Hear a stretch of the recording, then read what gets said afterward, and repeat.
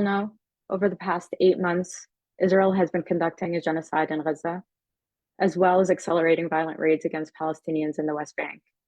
Israel has done this with the diplomatic and military backing of Western states, especially the United States and the Biden administration. At the same time, we've seen the movement for Palestinian liberation grow and mobilize at a new scale, including most recently in the form of university campus encampments, in which students and faculty extend the demand of the movement beyond a permanent ceasefire in Gaza to include a call for boycott, divestment, and sanctions of Israeli apartheid and genocide, as well as divestment from complicit companies and institutions. Unfortunately, although not surprisingly, these peaceful encampments have been met with slander and then with state violence. Yet some of these encampments did win some meaningful concessions from university administrations. And in the example of California, the struggle on campus has evolved into a labor struggle. Recognizing that each of these campus encampments have their own unique features and that all of them have valuable lessons to offer the movement as a whole and the path forward, we're really excited to host a panel featuring activists from the front lines of this organizing. We asked our panelists to speak today about how the encampments on their campuses came to be and what structures and methods of communication that they used. We hope to learn more about the ways that these encampments came to end and the main takeaways from these experiences. And we ask that they also share with us what they see as the next steps and how they believe that we can develop power in our movements to win divestment and to challenge US support for Israel overall. Today's meeting is organized by the Tempest Collective, a revolutionary socialist organization that aims to contribute to the construction of a revolutionary politics and organization in the United States. Tempest is an organization that's linked to a publication called Tempest Magazine, where you can find lots of reporting and analysis on Palestine and the Solidarity Movement. Visit tempestmag.org to check that out. You can also find out more about us, how we organize, and how you can join tempestmag.org/about. I'll share a bit about our panelists now, and then we'll hear from them. As a quick note, we want you all to know that this panel is being live streamed. The talks will be followed by an open discussion where we invite everyone around in the room to share their thoughts and to be part of that discussion. That part is not going to be live streamed. We'll share more info about how you can join that discussion if you're not already on the Zoom meeting when we get there. Now about our speakers. Yazan. Yazan is a lead organizer with the Students for Justice in Palestine chapter at Rutgers University of New Brunswick. His SJP chapter has been engaged in a campaign demanding the university divest from endowment funds from Israeli apartheid and sever its research partnership with Tel Aviv University. The encampment in New Brunswick lasted 4 days and concluded an agreement with the university administration that achieved 8 out of 10 of its encampment demands. Hanna. Hanna is a current sophomore at DePaul University studying political science, where she is also the social media liaison for SJP and the media liaison for the DePaul Divestment Coalition Bank encampment. Liz Simmons is a graduate student and socialist at the University of Chicago, where she was an enthusiastic participant in its encampment. She is a member of the Teamsters Local 743, and she'd like you to talk to her about Yiddish. Harlow. Harlow is a rising sophomore at the University of Arizona, studying philosophy, politics, economics, and law, organizing with the Student Anti-Imperialist League on campus. Despite the conservatism typically associated with the students at UA, Harlow says, we do have a radical population that is excited to mobilize and to continue to escalate come fall. Though for the summer, we're more interested in bolstering the political education of the Tucson community. And Sam. Sam is a PhD student at UC Santa Barbara and a member of the Tempest Collective. He has been involved in rank and file organizing on campus since the COLA strikes of 2020. If you'd like to get us started, Yazan. All right, thank you. So yeah, I guess just to begin with how, because we're here to talk about the encampments. That's kind of the basis of this. and I was just going to talk a little bit about how we kind of got there. So we began with something called 10 State University, or TSU for short. Um, with that, we had planned it to be essentially an encampment, but it was our first time doing it. Not the first time it was done at Rutgers, but our first time. So we didn't have sleeping overnight. And overall, it kind of took on a more laid back vibe, or more like teach-ins and stuff. And it didn't really have the like a lot of the features that we associate with the encampments across the country and really, internationally too. And then Columbia, I think the next week had their encampment, and that blew up. It was on the news. It was everywhere. And it was really getting people to talk about this. And then we had other schools as well. And we were still tired from 10 State University, but we all kind of sat down and we were like, do we want to join them and continue the encampment fight? Because we didn't get anything from 10 State University. We didn't have demands met. It was essentially an escalation um, to show that like we will take this area. But now with it being such like a movement and such a moment, we knew we have to engage with this. So we thought of our demand. We had a week to plan. Just like a lot of calls, a lot of meeting on people's house, meeting in people's houses. We had we're part of a coalition called the Endowment Justice Collective. So that we just use like a lot of support from that. Reaching out to people who's willing to do what, like, oh, my notes fell. Like what level of risk and all that stuff. And yeah, it was thrown together in pretty much a week. Started off as a protest, became, March, made it an encampment. And yeah, our 10 demands were thankfully 8 of them met. We still are waiting on a meeting with the president, a member of the Joint Committee on Investments, as well as the university chancellor. But that was promised to us, so we're expecting that soon. And yeah, we're really excited about that. That's gonna be like a big step. Yeah, the decision making for the encampment itself was largely made by the steering committee. So you had the Endowment Justice Collective, and then those who kind of help organize and coordinate it and give that larger coalition more direction. Um, and I think the encampment went well. I was actually very happy. There were mixed reactions. Um, a lot of Zionists were very unhappy about the outcome that 8 out of 10 of the demands were met. But we also had people on our side that wished we got more, and were saying there were a lot of cops. There were a few hundred cops waiting for us if we didn't shut it down and take the demands. Um, and we did shut it down. We didn't have the arrest. We didn't have people brutalized. Thankfully, very happy about that. I don't even think in the moment we realized the extent to which the university was willing to put our health at risk and, just completely obliterate us. But and some people say that maybe we didn't because we didn't get immediate divestment. We didn't get them to agree to that, and we didn't get them to cut ties with Tel Aviv University. Um, Although it's not as much Rutgers that is in charge of the Helix Innovation Hub and that with Tel Aviv University. That's more something we would have to go to the governor for. Um, and with divestment, the encampment was, I think it was really successful. It went well, and I'm really glad that they're happening, around the country and around the world. But um, as great as the encampments are, it's not about the encampments.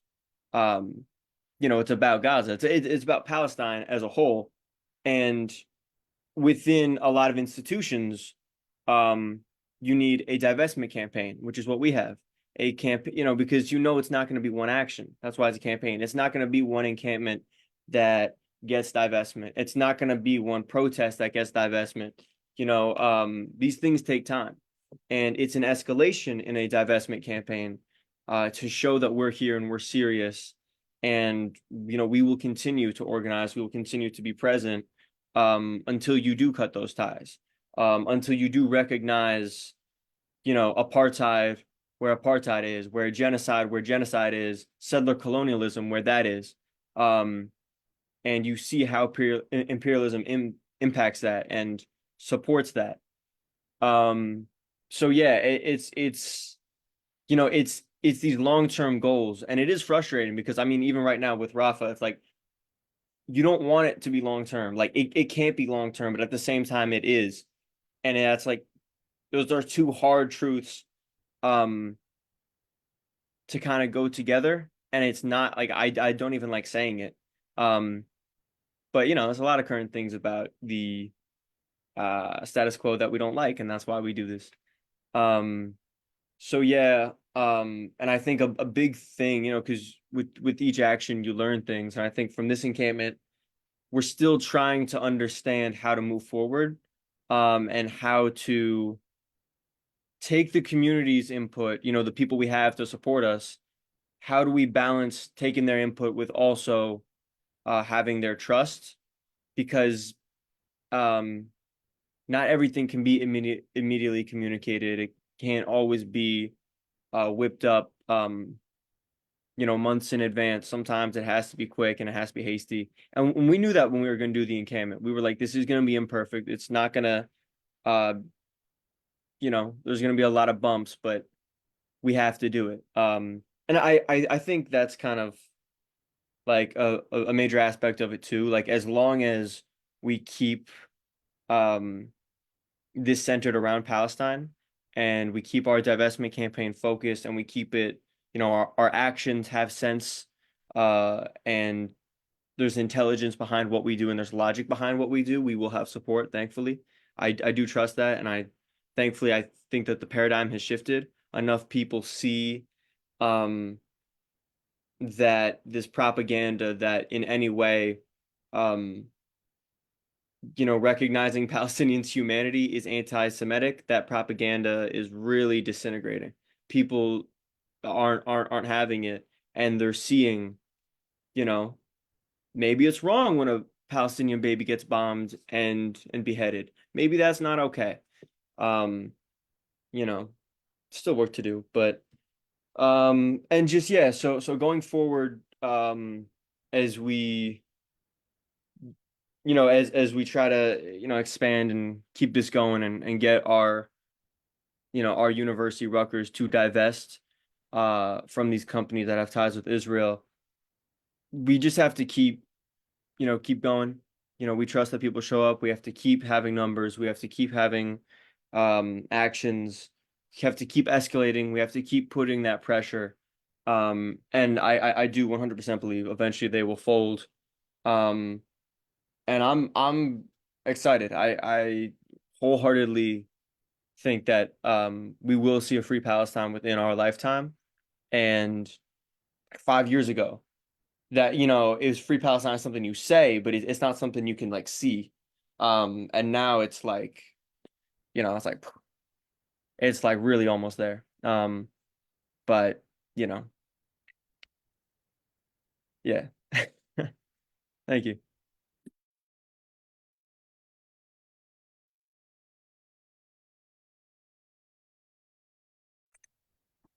Thanks so much for that, Yazan. Can I pass it over to Hanna? Yeah, hi guys. Can you guys hear me well? Okay, perfect. I just to make sure. Great. Okay, good. Thank you. I also introduce myself. I'm Hanna. I'm a current sophomore at DePaul University. Um, I mean, in complete transparency, in the beginning, we actually, because obviously I'm a member of SJP, and we weren't planning on doing an encampment. We wanted to like lead with intention and have purpose behind what we were doing, and we didn't want to just do an encampment just to do one. but for context, that was all because, we had a divestment referendum that was going on before, like, I believe this was going on since like December. And this divestment referendum was, it's basically within our student government, and it's to get like basically if we put it on the student government ballot and students can vote for it. And if, enough students voted for it, and it's currently being voted on right now, so we'll get the results for it soon. But if students voted for it, then, our student government would hold that statement for like the rest of the year and it would be binding. And so we were kind of trying to pour all of our focus into that. However, it wasn't until we got word from, trusted administration who have an in with, our president and other vice presidents, that they told us that our administration is not planning on responding to our referendum. And we had our president, along with more of his cabinet members, say that we're the representative of Hamas. And then we also had a faculty member from our College of Science and Health who, that same day actually sent us a sort of a teach-in for faculty about anti-Semitism. But when we opened the PDF, it was just all Israeli propaganda. So it was just things happening, back to back. We had students who were getting hate crimes and we reported it, and our faculty, or not our faculty, our administration did nothing. So doing an encampment was sort of the next step. So thankfully, because of that divestment referendum that we were already planning prior to the encampment, we kind of already had a coalition of, multiple ethnic and cultural groups within, DePaul. So we kind of already had a coalition kind of already formed prior to the encampment. And we already had a good bond with them. So thankfully, that kind of allowed us to sort of transition into planning an encampment easier. And the way that we kind of did it was we kind of divided, we took that coalition and we kind of made it into a smaller group of, the board for each of the organizations that were working with us for the referendum. And we divided roles in order to like be able to make sure that we all have the capacity to do what we're doing. Because at the end of the day, we knew that if we all were taking on so much at once, it would not be as effective. So we divided it into media role, a media team. We had a supply team, a food team, and then we also had sort of like the treasurer finance team that was working with donations. We had a programming team that would help, devise, the schedule or day-to-day planning for the encampment. And then we also had a negotiations team. And this negotiation team was compiled of people who we knew are really good at negotiating with administration due to prior experience. And so they would take on that position within the encampment. And then we also had a tactical team as well, where this tactical team was sort of, a lot of us within just the general coalition who would just come together to help devise what we would do next for each administration meeting with the negotiation team. And I think dividing it that way was very helpful because it kind of allowed us to be able to, not take on too much, but also we all knew what our advantages were. And we sort of just shifted into like that position that was needed. And then in terms of, we set up our encampment April 30th, I believe. And, from then on, obviously, while we did have our own rules, a lot of it was just the community. If it wasn't for, not just student support, but just even like the greater Chicago community that came in like on every single day just supporting us, I don't think it would have been possible. Most of the food tent was actually just compiled of, random people who we had never even met before, who just saw that there was a gap and no one was working the food tent, and they came in and just were running it for us. We actually had an older lady who's in her late 60s who took off of work every single day just to help with the food tent. And she doesn't even have any kids here or nothing. She just saw that, the encampment was going on and she wanted to just come and help. And even our supplies tent as well. A lot of the people within that tent were there up until 24 hours a day, just helping to make sure it was still running properly. We even had people we had like a marshalling team as well. And these marshals, were kind of there to ensure that, because we did have a lot of, I don't even want to call them counter protesters because they weren't even students. We just had, older adults, who would come and try to aggravate the situation, especially at nighttime. A lot of like Zionists coming at nighttime. So marshals we had a marshalling team who would be up 24 hours a day, just trying to ensure, what the best protocols to keep the students safe within the encampment. But yeah, I think, just that layout kind of really did allow us to like, sort of develop a community that I know I'll speaking from not just myself, but I know from a lot of people that prior to this encampment, they really hadn't had that community before. And it was something really beautiful to see, like the solidarity amongst each other, not just with, you know, the people of Gaza, but the people, solidarity between us as students as well. Um, but, you know, throughout the encampment, we had like yoga sessions on like on a day-to-day. We had therapy sessions that were being provided, whether that was individual or group therapy. Um, so we had like a theater group going on as well. We would do daily teach-ins about, you know, the history of Palestine, like, you know, the history of the occupation, the Nakba, stuff like that. Um, and we would also bring in like other cultural groups as well to sort of, you know, show how, you know, everything is kind of intertwined. You know, we had like our Black student union who would come in one day and do a teaching about how, you know, Black solidarity and the, you know, solidarity with Palestine and how that works. Um, yeah, that was just sort of like the day-to-day kind of operations like of the encampment. And you know, we in order to ensure that we were also representing, because obviously the coalition board was comprised of a smaller group of students, but we did want to ensure that, you know, the people who are staying in that encampment like every single day are also getting their voices heard as well. So we would hold community meetings every single day at like the same time. And these meetings would just be where everybody in the encampment would come into like the same spot, and they would just get to voice their concerns, and we'd all just listen to each other and, you know, figure out like the best solutions to better operate the encampment. And also along the way, we also noticed that a lot of, you know, students wanted to get more hands-on. So we also developed other groups. So we had just students who they had an idea, they'd pitch it to us, and they just create their own group. So like we had like a study planning group who that they just came out of the encampment, like within like the middle of the encampment, I would say, and they would just focus on planning on which tents should be where, and if new people or new students come into the encampment, what tents are available for them to actually sleep in. So there was like a lot of new groups developing that way as well. And I think it also helped ensure that, you know, like obviously like we don't want to police our own people, we don't want to tell other people what to do. It's more so all of us in like a kind of like a democratic space, I would say, getting to share each other's opinions and hear each other out and figure out the best way to proceed. Um, we unfortunately we did get raided on May 16th. But this one, I would say our raid was a little violent, I would say. We had two students arrested.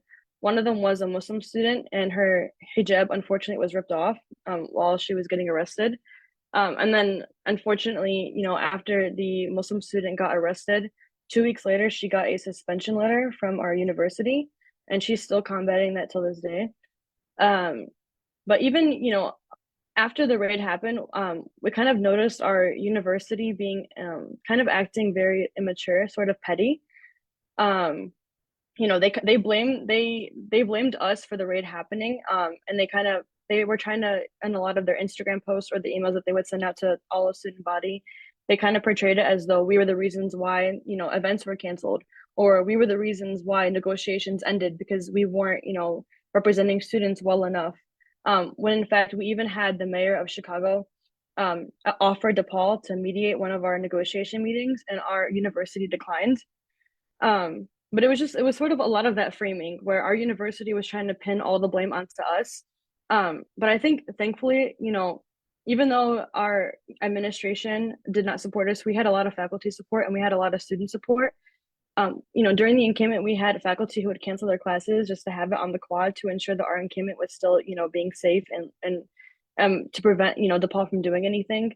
A lot of student support, but unfortunately, too, you know, during the encampment, we did have a faculty member who also got fired for, you know, having a question about Palestine on her midterm exam, which was kind of unfortunate as well because during our negotiation meetings, one of our demands was to have all research with Israel terminated, to which our administration told us that, you know, all professors are entitled freedom of speech, but then a few days later they proceeded to fire a professor for speaking about Palestine.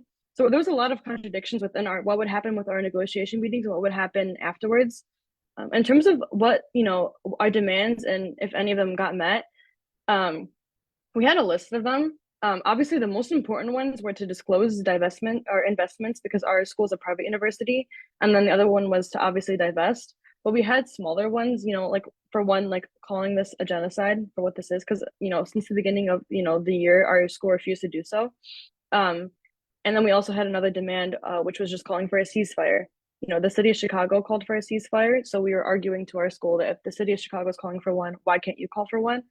In terms of those demands, they did not really they responded to them, but not in the appropriate response that we were looking for. They claim that they cannot call this a genocide because it's being debated internationally, when obviously we know that's false. The United Nations is saying otherwise. ICJ's the case is saying otherwise. In terms of like a ceasefire, they framed it as though a ceasefire that's agreed upon by both sides, so just very neutral wording.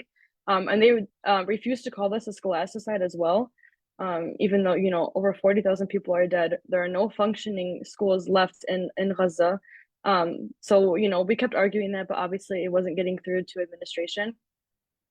I would say though, I think even, you know, the fact that our administration, you know, is still not responding to us even up till now, I think some of the ways that we're still like motivating ourselves and pushing ourselves is that, you know, we have to keep reminding ourselves what we're doing this for, and sort of recentering ourselves, you know, for the reason why we're here, which is the people of Gaza, and reminding ourselves that, you know, at the end of the day, this is all for them. And I think one of the ways that was helpful to do so was we, you know, during the encampment, we actually got a message from Bisan, the Gazan journalist, who shouted out our encampment. And, you know, obviously seeing a message like that, even though our, you know, administration is not responding to us, you know, the people who we're doing this for is Gaza. You know, we're trying to mirror their resilience, their resistance. So when we see that they're actually seeing us, and, you know, they're calling us the intifada, the student intifada, and like the revolution, and we're actually, you know, hearing from Gazans themselves saying to keep going and to not stop, I think, you know, that's our biggest motivation. And so even if our administration is telling us otherwise, you know, the people of Gaza are on our side, and that's all that matters.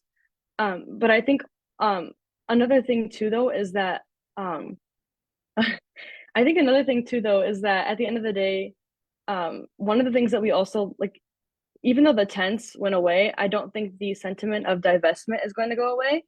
I think our school is, you know, waiting on us to get tired. I think they think that we are going to just stop after this year. But you know, I'm like a sophomore myself. A lot of the people that are a part of the encampment are very much freshmen and sophomores, some are juniors. So like this idea of divestment is not going to go away just after everybody graduates. And I think our university specifically is playing like the waiting game, and they think that this is just going to end after this year, but that's not the case. So obviously, even though graduation is approaching soon, our next steps are to keep on going, causing more disruptions, making sure that life does not just continue as possible, because there should be no joy during genocide, like reminding ourselves of that and reminding our administration of that. So even though the tents have gone away, the sentiment of divestment has not. And I will say that I think, you know, one of the questions was, what is one thing that we learned from our, you know, after the raid happened? And I think it's this saying of "we keep us safe." So I think it's kind of, you know, depending on our community that we created within the encampment, that we're not depending on CPD to keep us safe. We're not depending on our administration to keep us safe.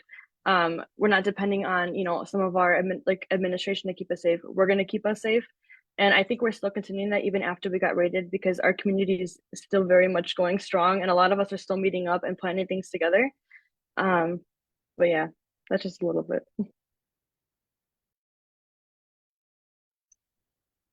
Thanks so much for that, Hanna. Liz, if you please. Hi, yeah, can you hear me? We're good. Great. I'm a grad student at the University of Chicago. I'm affiliated with a few UCUP, U Chicago United for Palestine organizations, and I participated in the encampment. It began as mentioned, a UCUP action. So a good number of organizations from across campus came together in what was nominally a coalition to plan an encampment that was set up without a great deal of consternation or difficulty, and which it was assumed would go on for a few days maybe, and would act as a sort of public expression of the struggle for Palestine. It obviously went on for a lot longer than that. And I think maybe in the spirit of learning lessons from what happened at the University of Chicago, paying attention to what happened as it kind of lived past its intended shelf life could be useful. So initially, just the decision-making structures that were set up were, on one hand, what were nominally general assemblies, which would be held by members of the UCUP core, who were sort of in effect the people coordinating the things and taking on all of the reproductive labor for themselves. It was, I mean, we'll do it differently in the future, I'm sure. And general participants who would come to the meetings. Um, these were really more opportunities for core to tell participants what was going on and the decisions that were being made, and ask for feedback, and less attempts to work through democratically maybe tactical advances that we could pursue, given we'd been sitting on the quad for quite some time. Um, I think that as time went on, the tensions between general participants in the encampment and the people that were running it and sort of orchestrating it, became at least a little sharper. The question of negotiations, for example, very early on, um, resulted in the creation of like a negotiations working group, which was led by the people that were doing the negotiations. There was no real effort to make them delegates of the encampment. They were representatives of their organizations and of pressure campaign that they were involved in. Um, this I think kind of reached a head towards the end of the encampment when a raid seemed imminent for 4 or so days. This was part of UCPD's strategy to ice us out, which unfortunately worked. Um, when tensions sort of emerged over to what extent the camp was defendable, to what extent it would be defended, and what our defense plan was. A defense specialist, heavy air quotes, from CJP was brought in, under the conditions that they would obviously be able to mobilize a great number of people, form a crowd, maybe deter UCUP rolling in, and drafted up what was handed down to us as a defense plan, which involved a lot of people standing and getting arrested on camera, linking arms, getting arrested on camera, and then other people dispersing with liaisons of some sort who could nominally talk to police officers and keep them from getting mass arrested. This was pitched, and it met a lot of, I would say, negative feedback. And lessons, I think, in the moment were not learned. I think that was probably the most indicative moment of where the General Assemblies broke down and turned more into means for organizers to communicate to participants what was going on. I think, thankfully, at least during the course of its life, DePaul's encampment learned from this sort of explicitly, in ways that I thought were compelling. There was something like a spokes council model implemented much earlier there, that made me very happy. I would say if there's another reflection to have on the end of the University of Chicago's encampment, which was a raid, but it was a 5 a.m. raid when almost no one was there. It would happen in maybe 2 steps.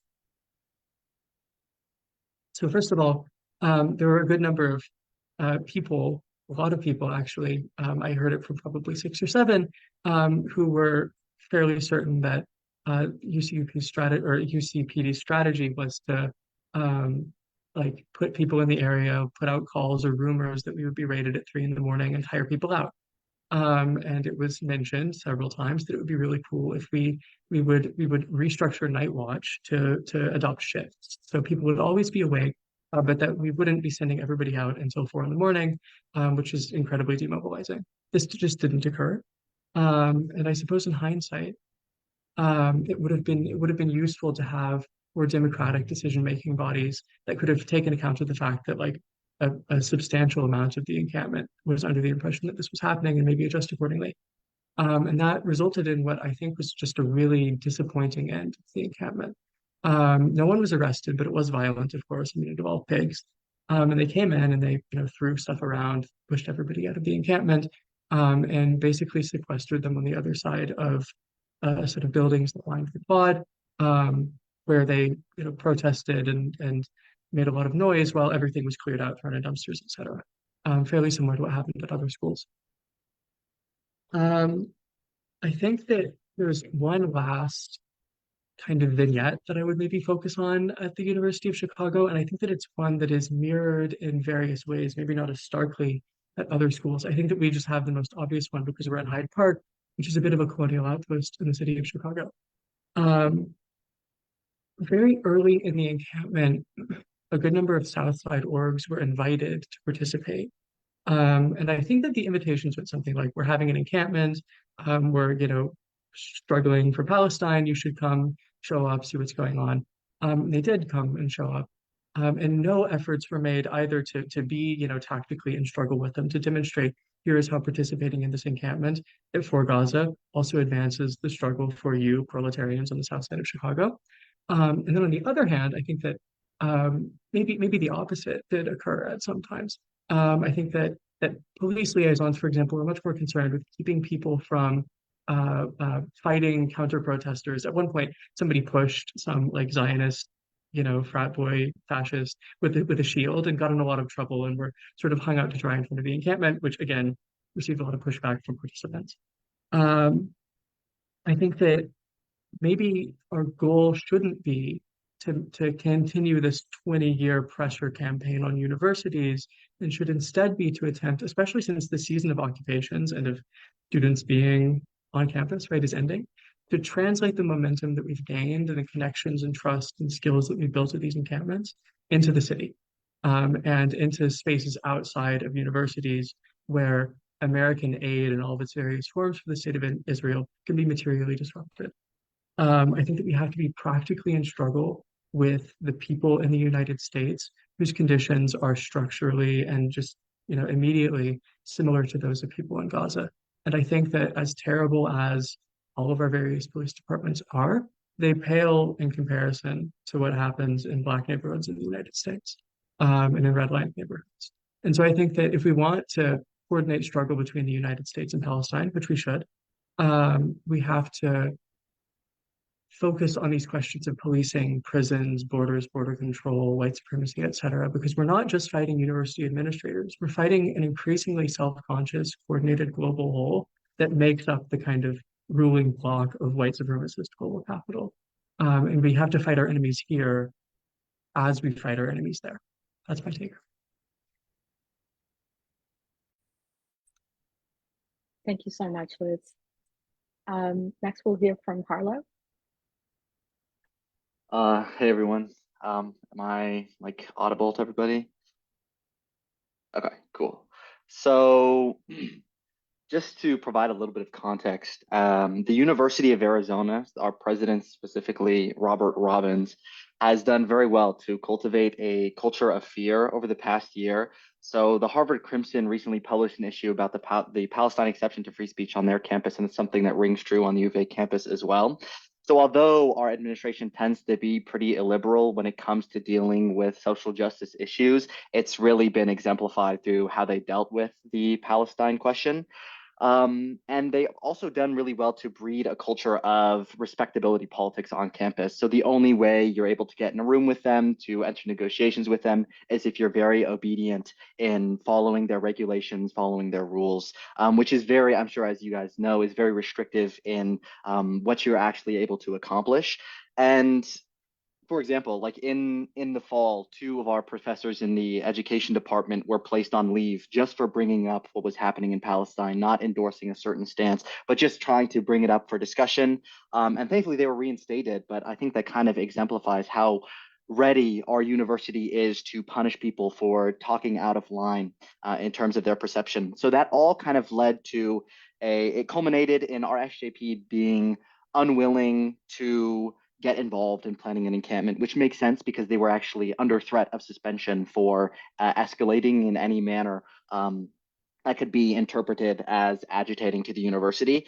And so we weren't able to necessarily collaborate with them. And PSL, who's another major community organization in the activist space, followed SJP's lead under direction from their national chapter. So we kind of lost out on two major sources of organizing, which means that the coalition of community and students that was formed was very ad hoc and impromptu. But we realized that it was really important, especially at the U of A, to say something, to take the lead from Columbia, Harvard, universities across the nation, because we have a very particular relationship with Caterpillar and Raytheon. The second largest Raytheon campus in the United States is on University of Arizona property. We have a huge relationship with Caterpillar based on our engineering department. I think Caterpillar's national headquarters is also in Tucson. And Elbit, the largest Israeli defense contractor, provides a lot of the autonomous weapons technology that's used to militarize the southern border. That's around 70 miles from our campus. So we realized it was really important to do something. And our president is also super opportunistic. So if we ended up not doing anything and we stayed silent, then he would definitely have taken that as an indicator to reinforce the mischaracterizing narratives that encampments were bastions of anti-Semitism, hatred, terrorist apology, etc. And that's something that we really wanted to avoid.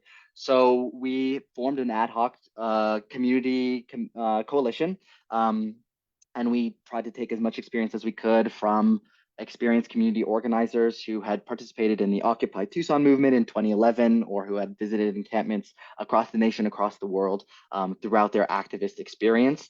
And we really wanted to promote a democratic organization. So we made sure that all of the necessary information was available to everybody participating at all times. So all decisions could be made, were as informed as possible. We got as much consent as possible when we were moving forward with particularly challenging things.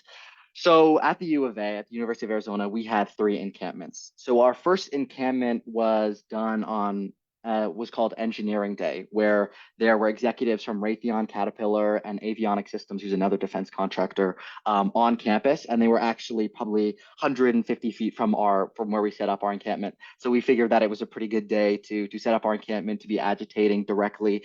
So our rhetoric was directed towards them. And it was a really, really great day. We didn't know how successful it was going to be because ASU had set up their encampment a few days before and there had been immediate arrests there. So we were kind of anticipating a similar response, but instead we were able to rally huge community support. We had maybe about 200 participants at maximum. We were able to organize a philosophy class that was taught in the middle of the encampment. So it was a really, really excellent day. We had sign making, essentially the sort of camaraderie that was shown at encampments across the country was sort of mirrored at our encampment. That was really amazing to see.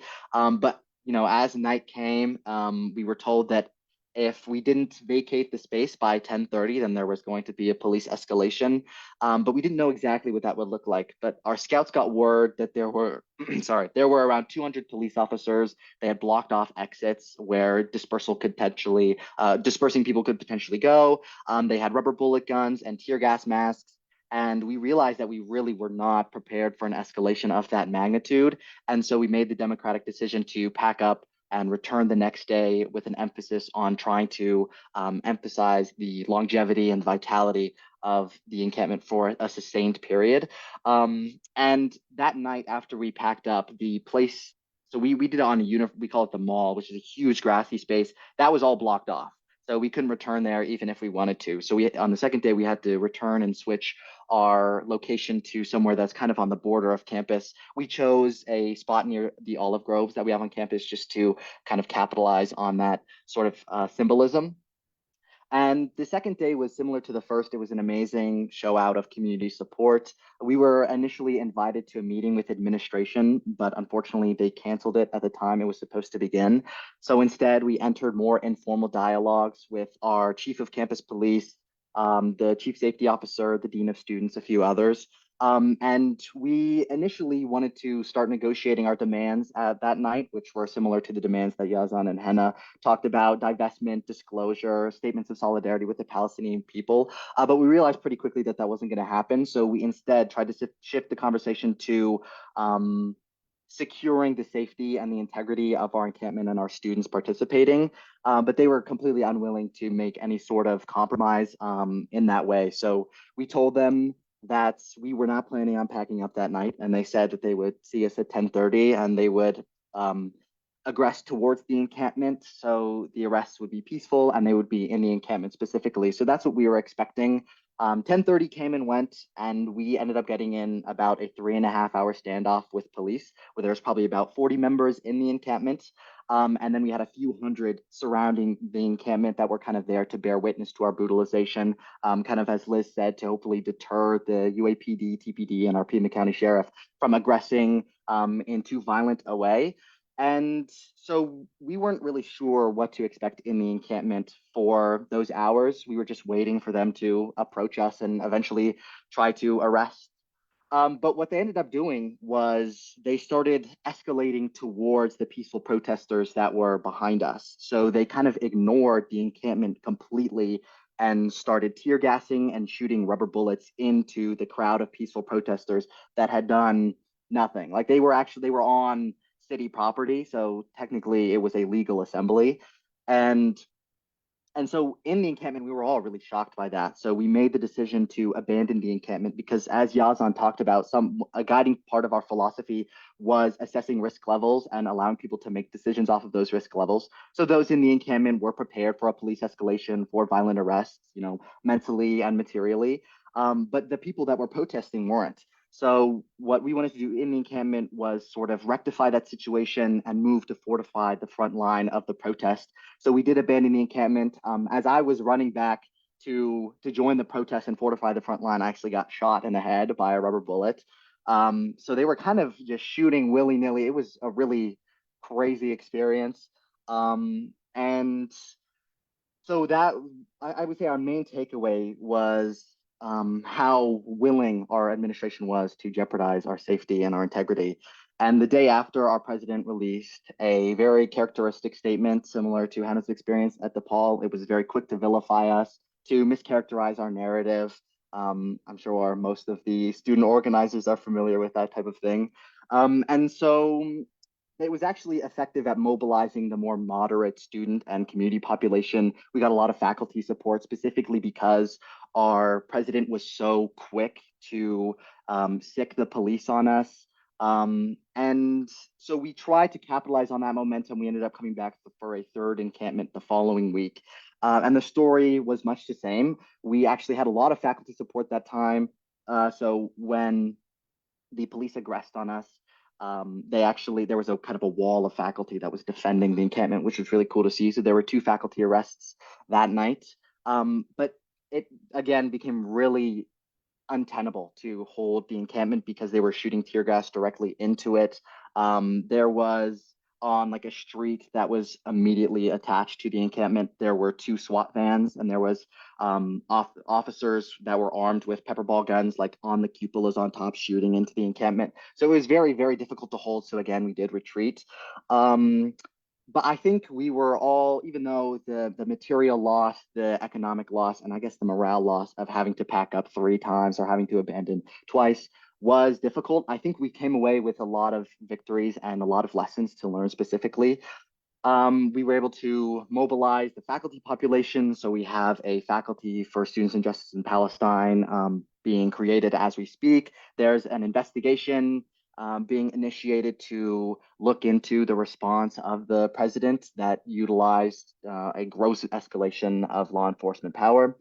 And our goal now is to continue to apply pressure to our university administration, but that's becoming very hard because there was a significantly reduced presence on campus, both of students and faculty. So kind of as Liz was saying, we're focusing on shifting the narrative to really involve ourselves in community organizing, and our mantra is reach and radicalize this summer. So, come fall, we're ready to continue to escalate, to continue to agitate. And we're anticipating our administration trying to ignore us as long as they feasibly can.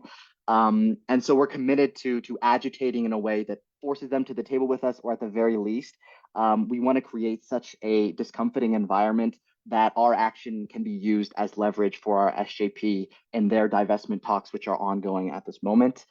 And so I think we understand that this is going to be a slow and an aggregative process because we're students. We're focused first on our campus.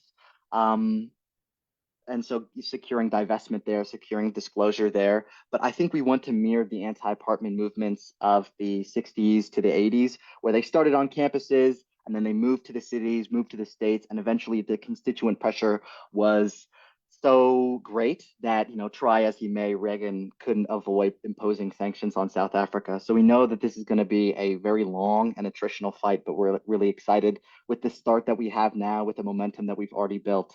And we're really pleased to see where we're going to be able to take this. Thank you.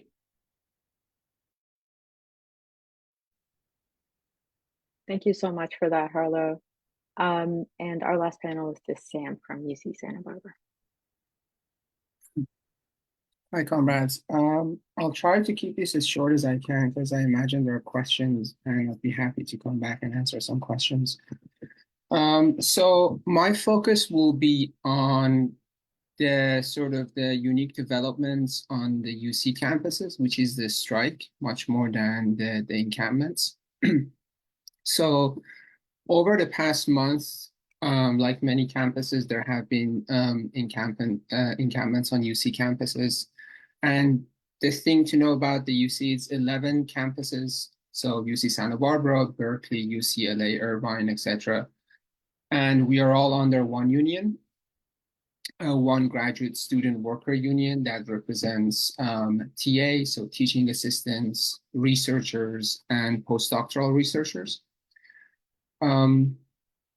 There were police raids of 4 of the campuses. That's UCLA, San Diego, Irvine, and Berkeley. And the first 3 were very extreme. There are still encampments in other campuses. In my own campus, Santa Barbara, there is one. It's been very peaceful. There has been no attacks on it so far. And our campus as a strategy, which has worked really well in the past, is to completely ignore these forms of student activism until students get tired, which has worked well in the past and is working now. And a lot of the people in Encampment have been sort of going out for 2 or 3 weeks and just are getting honestly either bored or tired now. Most of them are undergrads. The vast majority of those active in our encampment are undergraduate students, maybe more than 90% of them. Okay, so faced with the police raids, particularly in UCLA, but also in San Diego and Irvine, our union filed unfair labor practices, multiple of them by now, against the university. The content of the unfair labor practice, the core of it is that essentially the suppression of workers' right, and this is important not as students, but as workers, to raise issues about their workplace. And the employer, in this case, the university, instead of meeting those workers to discuss those issues, whether those issues be about divestment or other, unleash the police on them and suppress their right to free speech and freedom of assembly. And this goes against California code, so California legal code, which allows the union to file an unfair labor practice that the university has violated that code. The university, and then we had a strike authorization vote that went out in mid-May, essentially asking union members if they are willing to go on strike until the university remedies the unfair labor practice that it committed. The vote was overwhelmingly positive. 80% across all campuses voted yes. And a week after that, the strike began. The strike has a stand-up strategy, so not all of the campuses are going on strike at the same time. In 2022, when our contract ended and we went on strike, that was all campuses at the same time. But now they're using the strategy UAW used in its auto companies. And part of the reasons they're using that strategy is that not all campuses are ready. So they started with UC Santa Cruz, not yesterday, but the Monday before, which has been over the past 6 years the most organized campus across all the UC campuses. They initiated their strike with, I think, 300 to 400 teaching assistants and researchers joining in, and the number has been growing. Last week, the university filed an injunction essentially asking the California Public Relation Board to completely dismiss the strike and not even investigate the charges, to just call the strike unlawful and be done with it. The injunction was denied, which boosted morale across the UC campuses. Basically, PERB saying that, no, the strike may actually be lawful. The university has been trying to spread misinformation to faculty and to students with like private emails even, that the strike is unlawful because in our contract, like all other contract in the US, we have a no strike clause, meaning that while the contract is active, we cannot go on strike. But of course, the law also states that the no strike clause does not apply in the case of a ULP. And whether or not the ULP is legal is to be decided by public labor board, PERB for short. Okay, so in response to the injunction and its denial, our leadership called on UCLA and UC Davis to begin their strike today, which already started. So far we have 3 campuses on strike with more than 1,000 workers striking. The rest of campuses are preparing. I've been part of sort of our organizing here. We have an ongoing poll trying to boost our numbers and to show the leadership that, hey, we are ready, call on us. So far, actually it's live. I can check right now, see how many have filled it out. 182 as of this moment. So that's not a big number. We have 3,000 in-unit members. And just very briefly about some of the sort of the nature of organizing for this. One is that there is a big difference between STEM departments, so science-related departments, that get a lot of their fundings from the sources that we are objecting to, and humanities and social sciences. While that's more extreme in this case, it's not new. Even in our normal strikes, we have much higher participation from the social science and humanities side, simply because our wages are much lower and our sources of funding are more limited than the sciences. It's more extreme in this case, so it's been much harder to mobilize those departments. There is another element, is that striking for them is much harder, because even if they are on board, they usually work in labs in very close relationship with their supervisors. Most of their supervisors are very conservative. They are against any strike action. So striking will come at a great cost to them personally, because now for years they have to work with someone who is antagonistic towards them and can actually jeopardize their whole career. Whereas for many of us on the social science and humanities sides, we don't really struggle with that. So these are some of the tensions. Another big tension is that, is this a strike for Palestine or not? Which I think maybe in this talk would be an interesting topic. Technically, legally, it is not. Like, it cannot be, legally speaking. There is a scenario where it could have been, and that could have happened in any industry, where workers come together, they discuss that we want to go on strike and put forward some political demands, right? With an understanding that this strike will not be legal, it is not allowed, it will be a wildcat strike, but we have mass numbers, and politically we are in the right, so we can force the employer to listen to us. Historically, in the US and in other countries, such strikes have happened. That is not the preparation that we had. Okay, we did not have those conversations. Most of us were not even thinking of striking, right? It all started really just a few weeks ago, where our union leadership filed these unfair labor practices against essentially police repression of peaceful protests, right? So the content of the strike is in response to that, right? And any demands regarding divestment or disclosure can be ignored by the university. The university does not have to meet those demands legally to remedy the ULPs and therefore end the strike. This has created broader tensions between organizers and particularly more radical organizers. Well, should we not be striking for Palestine? Should we not expand our demands to Palestine-related demands? And there are different views on this. I would say the main difficulty of doing that has been that it will shrink our numbers. So let's say as an organizer, if I go out and talk to 50 people or 100 people, more than 80% of them will be on board to strike if this is against police repression. Less than 30%, maybe even that's a big number, will be willing to strike if this is for divestment or for those reasons, right? And when it comes to strike, you need those numbers.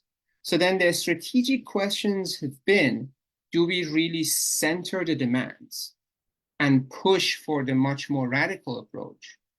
Or do we say, for the moment, demands don't matter. Let the strike happen. Because the reverberations of it in the media, it will be seen as a strike for Palestine, even if technically it's not that. So let's just focus on making the strike happen, which has been a strategy that quite a few of us have taken. But those are some of the debates that are happening and sort of tensions within organizing for this strike. Thank you.